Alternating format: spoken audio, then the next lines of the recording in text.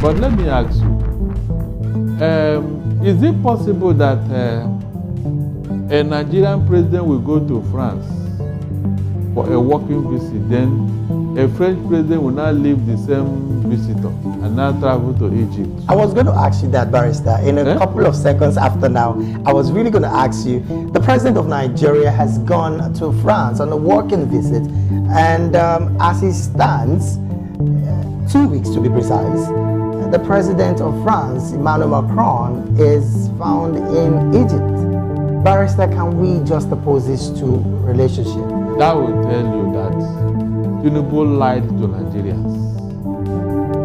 I mean, the lie has been exposed. With what happened now, it has been exposed. I don't even think whether Emmanuel Macron knows that Tinubu is there.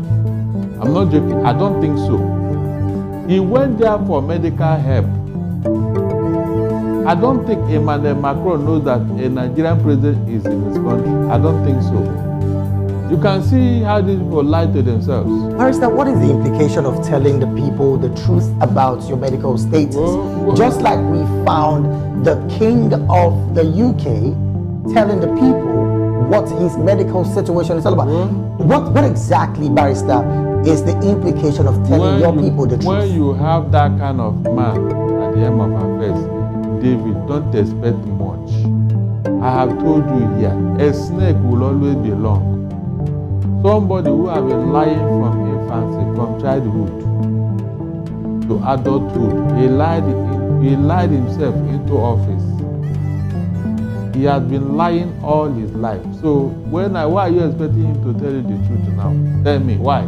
First, there are some quarters that say that the president is having conversations with some dignitaries and, of course, ministers in France, and not just the president.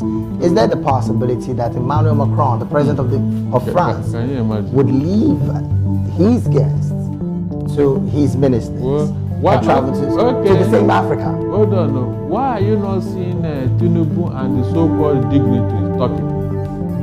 Why are you not seeing them holding meeting? Or where they are, the internet did not get there. No, where Tinubu went to in France, you mean social media and internet is not accessible to that place as to show us what he's doing, the people he's meeting and all that? You mean such a thing? Is this the first time he traveled to that place and we didn't know what he went there to do? Barrister, let's look at the position of the parliament, people in the parliament. With these kind of revelations that we have covered just a couple of minutes ago, what can the parliament do to checkmate the executive at the top at this time? My dear, please, when you are talking of parliament, don't mention Nigeria. We don't have any parliament. But there's some persons are there, Barrister. No. They are elected to be precise. They are part of the executive, so forget it. They are part of the executive arm of government. We don't have a parliament like you have in the US, in the UK, in Canada. Here, our own parliament has become an appendage of the executive. So, how can you call that a parliament? A parliament that will not ask the president, where did you go? Where are you coming from? What are you going to do? No checks and balances. Is that a parliament? Mention anything Tinubu did in office that this parliament have checkmated. Mention just one thing that he has done wrong, that this parliament said no, it is wrong. So, can an American president wake up one morning and declare state of emergency in any part of America, and the American parliament are looking at him, clapping for him, celebrating him? He won't even dare, because that's an impeachable offense. He won't try it in America, but yeah, look at what he's doing. So, please. And to think that the same kind of situation, even worse, is happening in some other states and nothing has been declared. So that is it. But then again, Barrister, I wanted to bring your mind to the fact that yes, the president did put out statements that he would be out of the country on a 2 weeks working visit in France. The parliaments are aware, Nigerians are aware that the president did say that he would be assessing his administration from France. Questions have been asked. We want to assess your administration in Nigeria, in France, and then a 2 weeks working visit. As it stands, Emmanuel Macron, the president of France, is in Cairo, Egypt. Looking at these two situations from a very holistic perspective and maybe in saner climes, what would have the parliament done in a situation like this? The parliament? Yes. That is when you have a parliament. In the first place, it is an embarrassment for a leader of a country to visit that country. Then the man he went to visit now leaves him and then travel to another country. In the same continent? In the same continent. So, I mean, how do you define disregard? How do you define unimportance? Just look at it. Is there the possibility, Barrister, that Emmanuel Macron is done with the president of Nigeria in terms of meetings and all of that, and of course he feels at this point there is no explanation. He's a visitor. He should be around until he leaves his country. That is the normal diplomatic courtesy. You can't, I mean, look at it yourself. It doesn't add up. I said the man may not even know that Tinubu is there. I'm not joking. He may not, because we have not seen pictures when he was welcome. The people. So those things will tell you that yes, like this thing that happened in Cairo now. Right. Go to the internet, go to CNN. You will see, feedbacks. You will see it. You will see it. But in Nigeria, the moment this man lands in France, he's off the radar. This is not the first, this is not the second, this is not the third time it's happening. So all those rubbish that he went to working visit, he went to assess his agenda, those things are complete rubbish. Quite an interesting conversation, Barrister. Now, looking at all of this, there is the part of trust deficit on the Nigerian people to their political elected offices.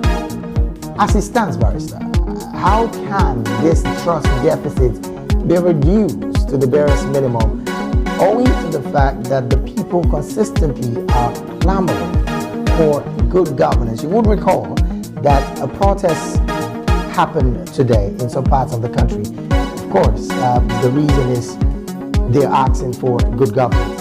Trust deficit is a major conversation, Barrister. As it stands, can these ever be brought to the barest minimum within the political elites and the people? Not under this administration. This administration loves it. They love propaganda. They are not giving for truth. So expecting such a thing is like a huge tax. Because they did not come into office with all those things. They didn't. I mean, when you lay a foundation of a house with fraud, deceit and all that, what do you expect from the people living inside that house? Okay. Well, we definitely will keep our eyes on all of this. Now, Barrister, let's move to another conversation and, of course, go to neighboring West African state. As it stands, the president of Ghana has declared that the illegal mining of gold and, of course, illegal mining in general in the country would definitely be taking another turn. Now, what the president has declared is any foreign illegal miner will be deported back to the country. I'm not surprised. I told you before that Emmanuel Macron is looking for new allies, having rejected by their colonies in West Africa. So he's seriously looking for new allies in Africa. And such a relationship so that they can continue with what they were doing with Mali, Burkina Faso, and Niger. Okay. Mostly because any relationship between any Western country and Africa is always master-servant relationship. Because you are not equal in technology, in economy, in political evolution and all that. They are always ahead of you. So don't be amused whenever they are coming to you. They are not coming to you because they want to, do anything fantastic for your economy and all that. They were looking for new colonies where they can continue their activities.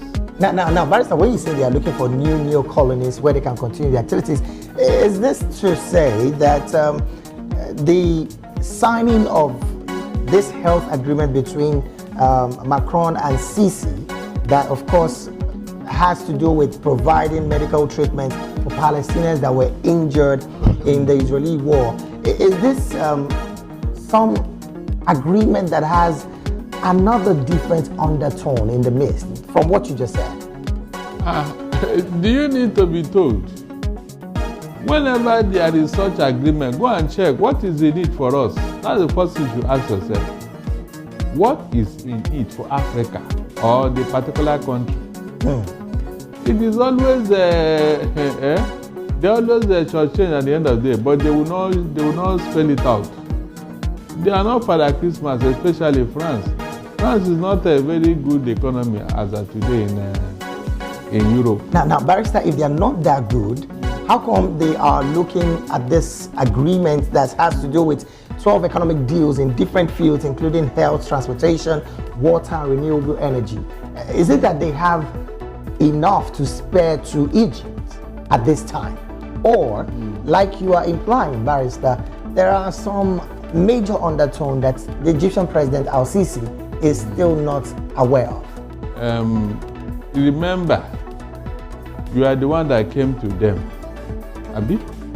Are you not the one that came to... Macron came to Cairo. Cairo, yes. Yes. Yeah. So Yes. you are here. So, and before he came, these things were already on the table, like agenda of the meeting. Right. Is already known. Now, he is coming to provide all these things according to me. Remember that the place in question is Gaza Strip. Right. Good. Now tell me, what does Gaza have to offer anybody now after being devastated by war? Do you need to be told? Whenever there is such agreement, go and check what is in it for us. That's the first thing you should ask yourself.